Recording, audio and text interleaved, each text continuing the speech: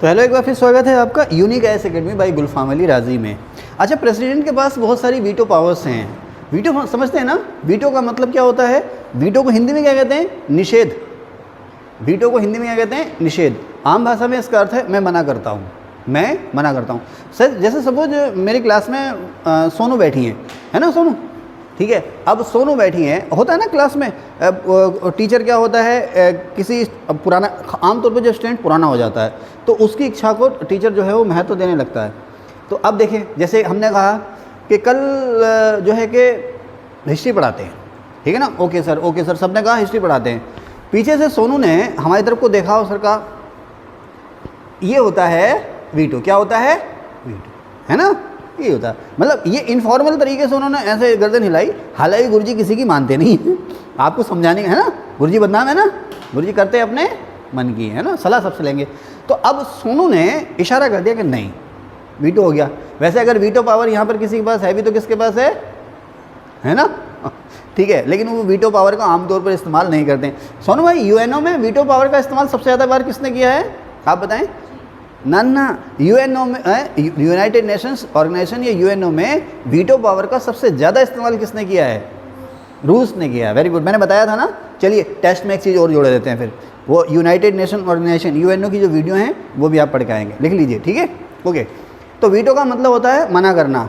अब वीटो कहाँ होगा? मान लीजिए एक ग्रुप है, उस ग्रुप में आपस में मेल जोल से, जिसे हम कहते हैं आम राय से कोई फैसला लेना है, लेकिन उसमें कोई एक कैंडिडेट ऐसा है जो आपसे समान राय नहीं रखता है। आप जो कुछ करना चाहते हैं वो उसके अगेंस्ट से बोला भी नहीं, मैं इससे सहमत नहीं हूँ, तो उसे कहते हैं वीटो। तो अब यही वीटो शब्द आ गया हमारे संविधान में भी। क्या प्राइम मिनिस्टर के पास वीटो पावर है? हैं, लेकिन संविधान में नहीं है। संविधान में नहीं है, सैद्धांतिक रूप से नहीं है, औपचारिक रूप से नहीं है, लेकिन अनौपचारिक रूप से अनेक वीटो पावर जो है वो प्राइम मिनिस्टर साहब के पास हैं। अब जैसे सरकारी कर्मचारी नई पेंशन को ख़त्म करके पुरानी पेंशन के लिए लड़ रहे हैं, तो आज प्राइम मिनिस्टर कह दें कि हाँ भाई होना है तो होना है तो होना है, चलिए भाई फाइल तैयार कीजिए, प्रोसेस शुरू कीजिए, ये काम होना है तो होना है। ओके, तो वीटो का मतलब होता है मना करना। आपको पता है, कोई भी सरकार का कोई भी प्रस्ताव राष्ट्रपति के पास जाए या संसद का कोई भी बिल राष्ट्रपति के पास जाए, राष्ट्रपति उस पर सिग्नेचर कर दें तो कोई दिक्कत नहीं है, लेकिन अगर राष्ट्रपति उस पर सिग्नेचर करने से मना कर दें तो ये हो गया आपका एब्सोल्यूट वीटो, यानी कि अत्यंतिक वीटो। राष्ट्रपति उसे फिर से पुनर्विचार के लिए लौटा दें तो ये हो गया आपका सस्पेंसिव वीटो या निलंबनकारी वीटो या संदेहास्पद वीटो। राष्ट्रपति उस पर कोई डिसीजन ही ना लें तो वो हो गया आपका जेबी वीटो या पॉकेट वीटो, ठीक है? तो ये जो वीटो पावर्स हैं राष्ट्रपति के पास, ये राष्ट्रपति को कुछ एक्चुअल पावर्स देती हैं। उसी तरह की वीटो पावर्स जो हैं स्टेट में गवर्नर के पास हैं, हर स्टेट में गवर्नर के पास हैं। राज्य सरकार का कोई प्रस्ताव उसके पास आता है, कोई फाइल आती है, तो उस पर वो सिग्नेचर करेगा या नहीं करेगा, है ना, या उस पर कोई डिसीजन नहीं लेगा, या फिर से विचार के लिए लौटा देगा, या फिर असेंबली का कोई बिल राज्यपाल के पास आता है तो वो क्या करेगा। सारी पावर जिस तरह से राष्ट्रपति के पास है उसी तरह से गवर्नर के पास भी है, लेकिन यहाँ पर एक थोड़ा सा अंतर भी है, महिंसा, वो भी मैं आपको बताऊंगा। तो आर्टिकल 200 राज्य विधानमंडल के विल्स पर गवर्नर की परमिशन, आर्टिकल 200 भारतीय संविधान का अनुच्छेद 200 ये कहता है कि जब भी कोई बिल, अगर वो धन विधेयक नहीं है, कोई भी बिल अगर वो मनी बिल नहीं है, जब भी गवर्नर के पास जाएगा तो गवर्नर चाहे तो उसे परमिशन देंगे, यानी कि सिग्नेचर कर देंगे, चाहे तो परमिशन देने से मना करेंगे, या फिर उस बिल को राज्य के विधानमंडल को, यानी कि असेंबली को एक बार फिर से सोचने के लिए या पुनर्विचार के लिए लौटा देंगे, ठीक है साहब? उसके बाद अगर असेंबली फिर से राज्यपाल ने जो सिफारिश की है उसको माने या ना माने, थोड़ा माने या थोड़ा ना माने, उसके बाद फिर से राज्यपाल के पास भेज देती है, तो राज्यपाल, उसमें क्या लिखा हुआ है? राज्यपाल अब उस पर अपनी अनुमति नहीं रोकेंगे। कॉन्सेप्ट को समझो बेटे, देखो सिंपल सी बात है। उसने क्या कहा कि असेंबली ने एक बिल पास किया, राज्यपाल के पास गया, राज्यपाल ने सिग्नेचर कर दिया, वो कानून बन गया, बिल जो है वो एक्ट बन गया, ठीक है? राज्यपाल ने कहा कि नहीं भाई, इसके फला मसलों पर मुझे थोड़ा सा डाउट है, शक है, आपत्ति है, ये इस पर आप फिर से गौर कर लीजिए, हैं? राज्यपाल बिल्कुल नोट लगा के लिख के देंगे कि भाई इस पर डिस्कशन कर लो। अब असेंबली के पास वो आया, अब असेंबली ने राज्यपाल के पास वो भेजा ही नहीं दोबारा से, अगर राज्यपाल के पास वो भेजा ही नहीं दोबारा से फिर तो वो पेंडिंग ही है। लेकिन अगर असेंबली ने राज्यपाल के पास फिर से भेज दिया चाहा असेंबली ने, चाहा तो ये कि राज्यपाल ने जो भी सिफारिशें की हैं सबको मान लिया, हाँ भाई आपको जो भी शक शुबा थे वो सारे हमने दूर कर दिए, राज्यपाल के पास आ गया, जाहिर सी बात है राज्यपाल साइन कर ही देंगे, ठीक है ना।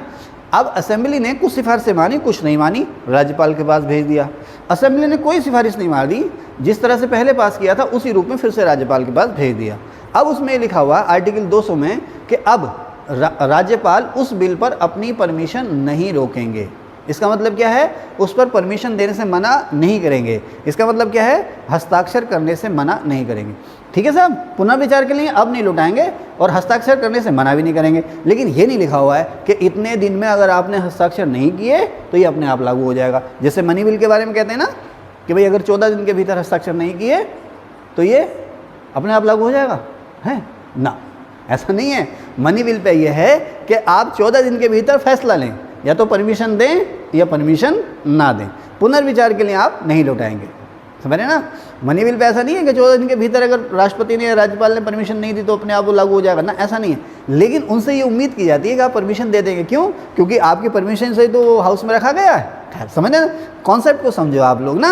ऐसे ही वन लाइनर बुक ले आए और रट्टा लगाते रहे, उसके बाद अरे मेरा ये भी सही है, ये भी सही है, ये भी सही है, जब आई आंसर की वह ये मेरा ये भी गलत है, ये भी गलत है और ये भी गलत है ना। हाँ ठीक है ना।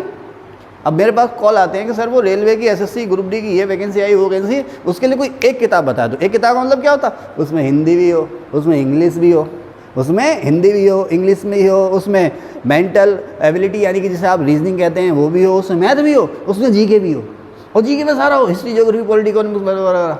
और शर्त यह है सर, पता क्या, कि सर वो किताब ज़्यादा महंगी भी ना हो और ज़्यादा मोटी भी ना हो। ले भैया ऐसी थोड़ी बेरोजगारी बढ़ रही है ना। हाँ चले भाई, कहाँ दे, बहुत सी पोस्ट खाली रह जाती हैं, योग्य अवर्दी नहीं मिले, लायक कैंडिडेट नहीं मिले, कहाँ थे, चलिए यहाँ पे थे, है ना। आप लोगों की थोड़ी बुराई भी कर दी, कहाँ थे, हैं मनी बिल पे।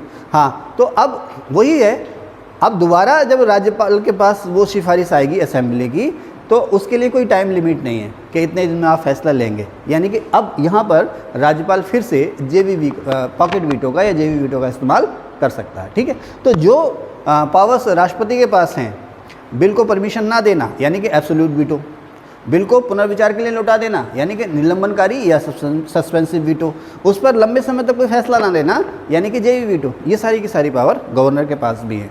अब यहाँ पर एक चीज़ और है, आर्टिकल 200 में ही साफ लिखी है, मैंने लिखा ना राज्य विधानमंडल के बिल्स पर गवर्नर की परमिशन, लेकिन हाई कोर्ट की पावर्स पर निगेटिव क्या लिखा है, अनुमति नहीं प्रेसिडेंट को। ये शॉर्ट में लिख दिया मैंने ताकि मुझे याद रहे कि मैं भटकू ना, है ना। और आप भी इसको शॉर्ट में लिख लेना। अगर राज्य विधानसभा ने कोई ऐसा बिल पास करके भेजा है जिससे ये प्रतीत हो रहा है या ये संभावना पैदा हो रही है कि इस बिल के पास होने से स्टेट का जो हाई कोर्ट है उसकी जो पावर्स हैं उस पर कोई नकारात्मक प्रभाव पड़ेगा। ध्यान रखना, अनुच्छेद 200 में लिखा हुआ है कि उच्च न्यायालय की पावर्स पर अगर इस बिल के पास होने से कोई नकारात्मक असर पड़ता है तो राज्यपाल इसे परमिशन देने से पहले, ध्यान रखना, इसे परमिशन देने से पहले राष्ट्रपति के पास भेजेंगे या राष्ट्रपति की परमिशन के लिए भेजेंगे। पहले उस पर राष्ट्रपति परमिशन देंगे, फिर राज्यपाल उस पर अपने साइन करके पास करेंगे उसे।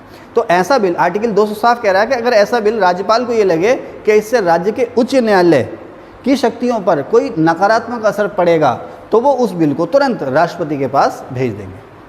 ठीक है ना। इसमें एक चीज़ और भी है, या राष्ट्रपति को या राज्यपाल को ऐसा लगे कि इस बिल में कुछ ऐसा है, इस बिल में कुछ ऐसा है जिस पर राष्ट्रपति की मंजूरी या राष्ट्रपति की सलाह मिल जानी चाहिए, तो उस बिल को वो राष्ट्रपति के लिए भेज देंगे। यही मसला है आजकल। बहुत सी राज्य सरकारें आरोप लगा रही हैं राज्यपालों पर कि भाई राज्यपाल अव्वल तो परमिशन देते नहीं और अक्सर जो है राष्ट्रपति के लिए बिल को भेज देते हैं और राष्ट्रपति के स्तर से लंबे समय तक फैसले नहीं होते हैं। ये सारी चीज़ चल रही, खली खैर जो भी है। तो आर्टिकल 200 समझ गए आप लोग, है ना। अब आर्टिकल 201 है, अब कोई बिल अगर राष्ट्रपति के पास भेज दिया गया या राष्ट्रपति की परमिशन के लिए रिजर्व कर दिया गया, हमारा लाडला बेटा आज भी नहीं आया, कहाँ है, HDFC बैंक में। अच्छा, पैसे बहुत आ गए इन पास, हाँ अच्छा किसी काम से गए होंगे ना। स्टूडेंट्स को काम भी तो नहीं पढ़ने दे रहे, तो कम से कम काम करो। कहाँ थे, अपने मुद्दे से ना भटकें। आर्टिकल 201 लिखा हुआ ना, राष्ट्रपति के लिए रिजर्व बिल पर राष्ट्रपति अब क्या करेगा। देखिए अब अगर राज्यपाल ने राष्ट्रपति के पास कोई बिल भेज दिया, किसका, स्टेट असेंबली का, तो अब राष्ट्रपति उस पर या तो परमिशन देगा या नहीं देगा, ठीक है ना, या तो हस्ताक्षर करेगा या हस्ताक्षर करने से मना करेगा, लेकिन कितने दिन में ये तय नहीं है, कितने दिन में ये तय नहीं है। इससे राज्य सरकारें परेशान हो जाती हैं। ठीक है भाई, होता है ना, परमिशन मत दो, ठीक है, मामला तो ख़त्म हो, परमिशन तुमने नहीं दी। अब भाई सुबह कॉलेज की ट्रिप जानी है, रात को तुम परेशान बैठे हो, मम्मी परमिशन देंगी या नहीं देंगी, पापा थोड़ी, मम्मी परमिशन देंगी या नहीं देंगी। रात भर तुम्हें नींद नहीं आ रही है, मम्मी ने सुबह मना किया, अरे रात को ही मना कर देते, चैन से सो जाते, 2-4 आंसू बहाते बिस्तर में तकिए पे और सो जाते, नींद आ जाती, सुबह उठ कर अपना काम करते हैं ना। तबस्सुम, जैसे हमारे यहाँ तबस्सुम अक्सर जब मैं जाता हूँ हाई कोर्ट नैनीताल, खूब चक्कर लगते हैं ना, तो तबस्सुम रात भर सोचती रहती है मुझे लेके जाएंगे कि नहीं लेके जाएंगे, लेके जाएंगे कि नहीं लेके जाएंगे, है ना। अगर मना कर दो तो भी उसे यकीन है कि सुबह को कह देंगे चलो, और कह दो कि लेके चलेंगे तो भी उसे पूरा शक है कि सुबह को मना ना कर दे। ठीक है, चले भी आगे, ओके चलिए। हाँ, कहाँ थे बेटा, अब हाँ, तो राष्ट्रपति उस पर परमिशन दें या ना दें, नंबर 1 बार, ठीक है, उसे पुनर्विचार के लिए नहीं लौटाएंगे, ऐसा है क्या, है ऐसा, उसे राज्यपाल के माध्यम से विधानसभा को एक बार पुनर्विचार के लिए लौटा सकते हैं। या तो परमिशन देंगे या परमिशन नहीं देंगे, या फिर राज्यपाल को अपनी कुछ सिफारिशें, अपनी कुछ आपत्तियां, जो भी वो कहना चाहें असेंबली से, किससे, असेंबली से राज्यपाल को भेजेंगे, राज्यपाल उस बिल को भेज देगा असेंबली को, राष्ट्रपति उसे एक बार फिर से विचार के लिए राज्यपाल के मार्फत असेंबली को भेज देंगे। भेज दिया, अब असेंबली क्या करेगी, अब असेंबली के यहाँ पर हाथ बंधे हुए हैं, असेंबली ने उस पर 6 महीने के भीतर डिसीजन लेना है। राज्य की विधानसभा ने या राज्य के विधानमंडल ने उस पर 6 महीना के भीतर फैसला लेना है, और 6 महीना के भीतर, जैसे आज क्या है ना, आज क्या तारीख है, आज 23 अप्रैल है ना, तो मई, जून, जुलाई, अगस्त, सितंबर, अक्टूबर, है ना, 22 अक्टूबर को 6 महीना पूरा हो जाएंगे। तो 22 अक्टूबर की शाम को 5 बजे तक आपने उस बिल को राज्यपाल के थ्रू फिर से राष्ट्रपति के पास भेज देना, क्या करना या क्या नहीं करना।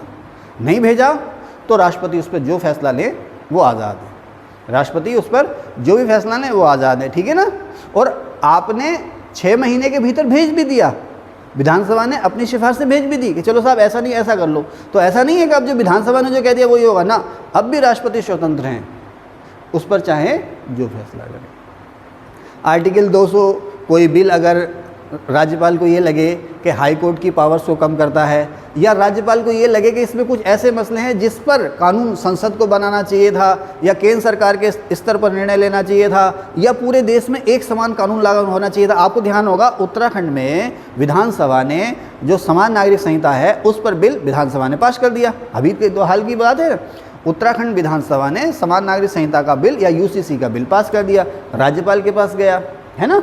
अब डबल इंजन की सरकार है, केंद्र में वही सरकार है, राज्य में वही सरकार है, कोई दिक्कत होनी नहीं चाहिए, है ना। लेकिन राज्यपाल ने उस बिल को राष्ट्रपति के लिए रिजर्व कर दिया, क्यों, इसमें हाईकोर्ट की पावर पर कुछ असर थोड़ी पड़ रहा था, लेकिन यूसीसी पर जो बिल है, समान नागरिक संहिता पर जो बिल है, राज्यपाल महोदय ने वो राष्ट्रपति के पास भेज दिया कि साहब इस पे जो राष्ट्रपति की परमिशन के लिए इसको रिजर्व किया था। क्यों, क्योंकि उनको ये लगा कि समान नागरिक संहिता का जो मुद्दा है वो देशव्यापी मुद्दा है, इसमें पूरे देश में एक समान कानून बनना चाहिए, इसलिए अब जो राष्ट्रपति सिफारिश करेंगे वही मानेंगे। समझ गए बेटा। अब राष्ट्रपति के पास जब आया इस तरह का बिल, तो चाहे तो परमिशन दें, चाहे तो परमिशन ना दें, चाहे तो राज्यपाल के मार्फत पुनर्विचार के लिए लौटा दें विधानसभा को। विधानसभा के पास आया तो विधानसभा ने 6 महीने के भीतर फैसला लेना है, चाहे तो राष्ट्रपति की सिफारिशें माने चाहे तो ना माने, लेकिन 6 महीने के भीतर लौटाना है। 6 महीने के भीतर आपने नहीं लौटाया तो जो राष्ट्रपति चाहेंगे वो फैसला ले लेंगे, और 6 महीने के भीतर आपने लौटा भी दिया राज्यपाल के मार्फत राष्ट्रपति को, तो राष्ट्रपति आपकी सलाह मानने के लिए बाध्य नहीं है, वो जो चाहेंगे वो फैसला दे देंगे, ठीक है ना। अक्सर जब आप करोगे ना संघवाद का उल्लंघन, जब वो बहुत सारे थिंकर हैं ना, कहते हैं भारत जो है वो केंद्र उन्मुख संघीय राज्य है, या भारत अर्ध संघ है, या भारत ऐसा संघ है जिसमें केंद्रीकृत की विशेषताएं ज़्यादा हैं, तो ये पॉइंट आप वहाँ पर लिखेंगे या बताएंगे, ठीक है। चलिए आगे चलते हैं। अब जो नेक्स्ट सेशन होगा हमारा वो होगा राज्यों में विधान परिषद, लेजिस्लेटिव काउंसिल इन स्टेट्स, इसकी बात हम नेक्स्ट सेशन में करेंगे। और अगर आपको अच्छा लगा तो प्लीज़ सब्सक्राइब भी कीजिए, अपने ग्रुप्स में शेयर भी कीजिए, हमें हौसला मिलेगा, वो पैसा ही मिलेगा। Thank you.